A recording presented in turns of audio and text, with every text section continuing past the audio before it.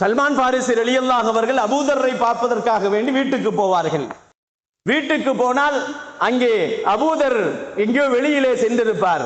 அவர்களுடைய மனைவி பார்ப்பதற்கு மிகவும் கவலையாக இருப்பார்கள்.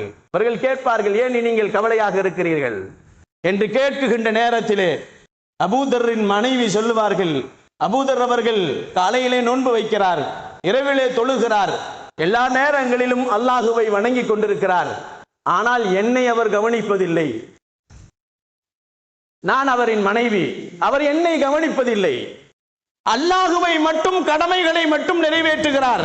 அல்லாஹுவின் கட்டளைகளை அவர் நிறைவேற்றுகிறார். என்னுடைய உடைமைகளை அவர் நிறைவேற்றுவதில்லை. அவர் என்னிடத்திலே என்னுடைய உரிமைகளுக்கு அவர் சரியான மரியாதை கொடுப்பதில்லை என்று அபூதர் ரலியல்லாஹு அவர்களிடத்திலே அவர்களின் மனைவி சல்மான் பாரிசி ரலியல்லாஹுவிடத்திலே சொன்ன உடனே சிறிது நேரம் பொறுத்து அபூதர் வீட்டுக்கு வருவார்கள். வந்தவுடனே சல்மான் வந்திருப்பதின் காரணமாக அவருக்காக வேண்டி விருந்துகள் தயாரிக்கப்படுகிறது.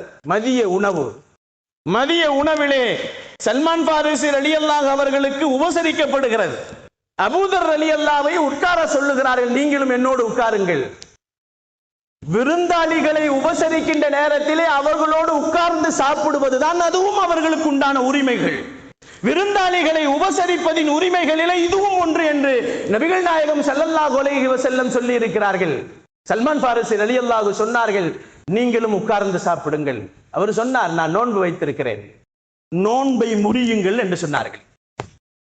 ஒரு விருந்தாளி வீட்டுக்கு வந்து விட்டால் நஃபிலான நோன்புகளை முறிப்பதற்கு அனுமதி இருக்கிறது. ஃபரலான நோன்பு அல்ல, நஃபிலான நோன்புகளை முறிப்பதற்கு இஸ்லாம் அனுமதிக்கிறது.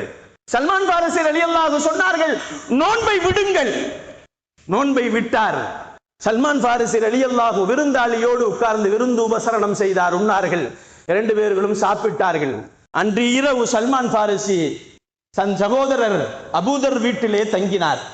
இரவு படுத்தவுடனே நடுநிசியிலேயே அபூதர் எழுந்து கொண்டு ஒழு செய்து தொழுவதற்கு ஆரம்பித்தார்.